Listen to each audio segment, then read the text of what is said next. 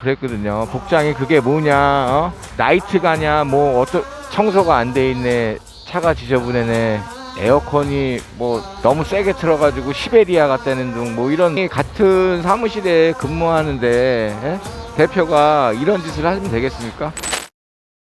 맨 처음에는 그 매장에는 6개가 지금 설치가 되어 있고요. 2층 사무실에는 2개가 설치되어 있습니다. 먼저 2층에는 거기 조합원이 3명이 있어요. 바로 위에 CCTV가 있습니다. 그리고 또 한 대는 업무과를 바라보고 있는 CCTV가 있어요. 거기에는 문서가 있으니까 제가 충분히 공감이 됩니다. 보통 CCTV라고 하면 어떠한 출입문에 누군가가 들어와서 무엇을 하고 있는 거를 하는 거 아닙니까? CCTV가 문 앞에 장착이 돼서 들어오는 사람의 어떠한 그걸 가린다고 하면은, 찾은다고 하면 공감이 됩니다. 그런데 왜 노동조합 3명이 있는 3팀에 떡하니 CCTV가 있는 겁니까?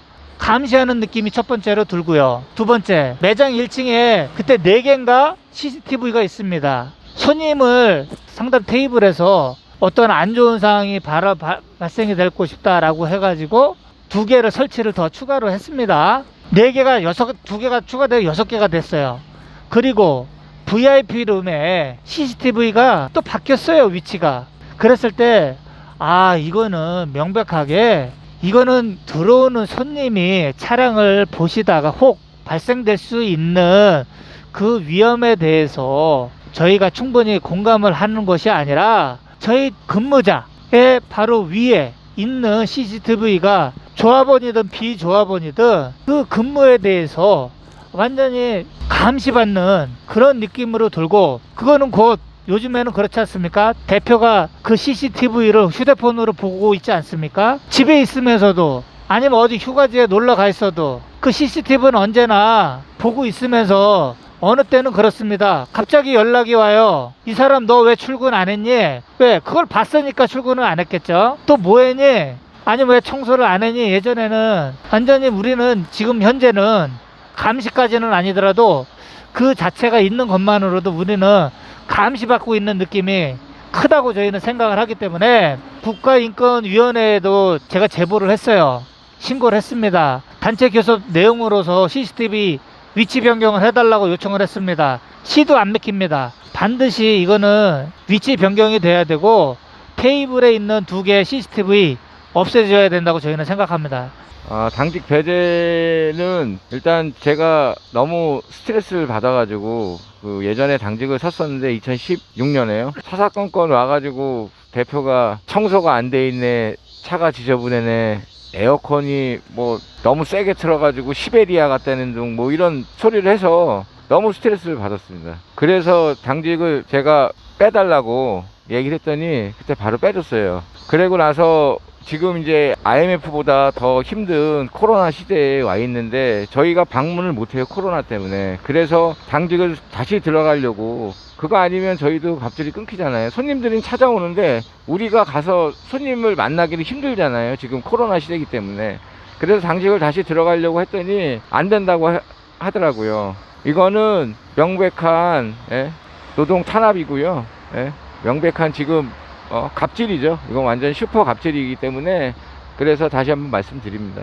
일단은 제가 당직을 들어가고 싶다고 해서 대표한테 말을 했어요. 근데 답장이 안 왔어요. 묵묵부답이더라고요. 그래서 문자를 보냈고 다시 카톡을 보냈는데 카톡은 안 읽더라고요. 그래서 알고 봤더니 카톡을 아예 차단해 버렸더라고요. 아니, 같은 사무실에 근무하는데 대표가 이런 짓을 하시면 되겠습니까? 아무리 싫다 그래도 카톡을 차단시켜 놓고 보지도 않고, 이거는 정말 있을 수 없는 일이라고 생각하고요. 진짜 너무 괴롭고 너무 화가 나고 그렇습니다. 예, 저는 모두에도 아까 말씀드렸듯이 저는 2019년도 그 11월 이후에 노동조합에 가입을 하게 됐습니다. 그 이후 이제 그 전에는 저도 조용히 좀 살고 싶고, 이러한 단체에 가입되어 있어서 좀 모든 것을, 뭐 여기 2명의 동지가 있지만 뭐 사실 가입을 안 하겠다고 수도 없이 얘기를 했습니다. 하지만 또한 사유 때문에 제가 여기를 단체 노동조합에 들어왔는데, 기흥 대리점이 집회 신고를 하고 저기에 저희도 2020년도에 저도 역시 참여를 하게 됐습니다. 그러면서 다른 대리점의 어떤 소득 신고가 문제가 돼서 저 역시도 한번 의문점을 가지게 됐지요. 그때가 아마 5월인가 6월이었을 거예요. 그래서 제가 2012년도 입사할 때부터 현재까지 저희가 다 샅샅이 드셔가지고 은행 받은 수수료, 은행 입출입 내역서를 확인을 해보니 제가 실제적으로 받은 금액과 용운 대리점에 소득세 신고를 한 금액이 차이가 많이 나는 거예요. 이게 왜 이렇게 많이 차이가 나는지 정말 화가 나더라고요. 그래서 맨 처음에 이제 그때 당시에 근무를 했던 현재 비노조합원이에요. 그분이 업무가로 근무를 했습니다. 그분한테 왜 내가 받은 금액하고 왜 국세청에 그쪽에서 신고한 금액하고 왜 이렇게 차이가 나는지, 예를 들어서 저희가 100만 원을 받으면 저희가 70만 원을 받습니다. 70만 원 중에서 원전지수 소득세를 떼지요. 3.3%인가요? 그거 떼고 저희가 받습니다. 그러면 30%에 대한 거를 저희 그 용운 대리점 대표는 가져가지요. 그러면 그거를 저한테 줬다고 하고 왜 100%에 대한 걸 세금 신고를 했는지, 이것은 저뿐만이 아니고 대리점 전체에 저 역시도 금액이 1억 몇천이 넘었습니다. 그래서 복수기장료라든가 의료보험이라든가 연금이라든가 모든 지표가 다 올라갔지요. 그 다음에 저만이 아니고 여기 대리점 전체로 봐야 돼요. 개인 사업자 대리점 대표의 전체적인 소득 규모가 있을 겁니다. 그거를 정상적으로 70% 중고를 해서 신고가 들어가야 되는데 100% 중고로 신고를 했을 때는 완벽하게 이거는 정말 세금이 완전 탄로하는 전형적인 모습이라고 볼 수가 있지요. 그러면 정말 대리점 대표는 직원들한테 더는 저희는 바라지도 않습니다. 정확하게 계산을 해서 지급을 해서 수수료 명세표도 주지를 않았어요. 그때 얼마를 줬는데 어떤 근거를 줬는지 그 자체가 없어요. 저희는 밝혀달라, 소명해달라 이야기를 했습니다. 전혀 답변이 없어요. 나중에 안 가보니까 몇 년 지나면 소명될 의미도 없대요. 이제 저희 실수라고 보지요. 다만 이제 작년에 그 사실을 알고 나서 2012년도부터 15년도까지 전체적인 금액으로 산정했을 때 9천만 원이 넘더라고요. 그랬을 때 5년간의 또 공소시효는 있다고 하더라고요. 그래서 제가 내용 증명을 대리점 대표한테 보내니까 그 다음 주에 수정신고가 들어갔더라고요.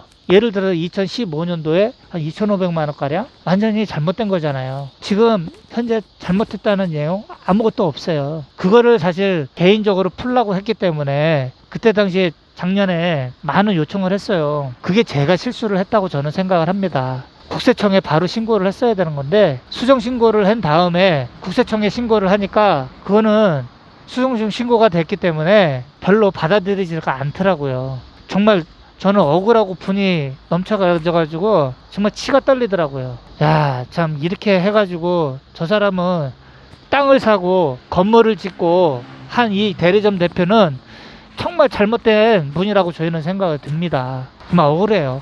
저희가 노동조합이 생긴 거는 제가 가입한 거는 2016년도에 가입했는데요. 그 전에 2016년 이전에는 대표가 완전히 왕이었어요. 대표의 말을 거역하거나 그러면 코드를 빼버리고 삭제해보고 그러고 나오지 말라고 바로 그냥 그 자리에서 얘기했거든요. 한 일례로는 청소가 안 돼 있으면 청소를 안 했다가 뭐라 그러고 지각을 하면 지각비를 걷었어요.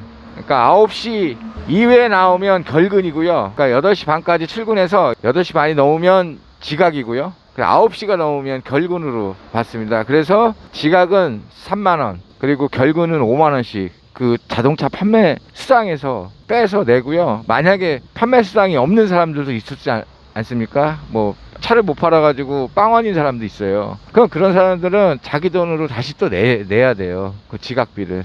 참 억울한 경우였는데 노동조합이 생기면서 그게 없어졌습니다. 그게 없어졌고, 뭐 노동조합이 생기기 전에 또 말씀드리면 뭐 욕도 하고 입에 못 담을 욕도 하고 그랬었는데 노동조합이 생긴 이후로는 그런 게 없어졌고요. 출근도 지금은 제가 볼 때는 자유롭게 하는 것 같아요. 직원들도 지금 출근을 자기가 하고 싶은 시간에 뭐 8시 40분이든 50분이든 9시든 간에 직원이 출근하고 싶을 때 출근하는 것 같고요. 그리고 복장도 예전에는 와이셔츠에 정장 스타일로 입었어야 되고 넥타이를 항상 메고 다녔었는데 여름에만 이제 넥타이를 풀을 수 있게 했는데 지금은 라운드 티 그냥 입고 다녀도 뭐라고 안 그래요. 예전에는 노동조합 생기기 전에는 되게 막 뭐라 그랬거든요. 복장이 그게 뭐냐, 나이트 가냐, 뭐 어쩌네 저쩌네 뭐 이런 얘기까지 했었는데요. 지금은 뭐 그런 얘기를 안 하니까. 지금 대리점에 이제 뭐 3월달부터 지금 집회를 계속 해오고 있습니다. 정말 열악한 상황에서도 저희 조합원들은 열심히 집회를 하고 1인 시위도 뭐 지금 계속 지속적으로 하고 있는데 저나 아니면 우리 조합원들의 가족들 좋지 않은 상황입니다. 하지만 꿋꿋하게 하는 이유는 좀 더 좋은, 많이 좋은 것도 아니죠. 좀 더 나은이 맞겠네요. 그런 환경에서 정말 바깥 10,000원이라는 게 한 달에 30만 원인데 저 대표는 한 달에 골프를 치고 다니는 이러한 뭐 30만 원 이상 요즘에 골프 치는데 30만 원 넘지 않나요? 골프를 쳐가면서 참 이런 현실이 너무 안타깝기도 하고요. 좀 바뀌어야 된다고 저희는 생각이 듭니다. 저희 조합원들 아니면은 금속농조 판매연대 지회에 모든 사업장이 폐쇄된 송산대리점이나 수비대리점도 있지만 저희 역시 개개인적으로는 일개 어떠한 조합원이지만 전체로 봤을 때는 저희가 좀 바뀌어서 전체 대리점에 최소한의 기본적인 거를 받고 근무를 하고 하는 게 저희가 좀 소망 아닌 소망이라고 볼 수 있겠네요.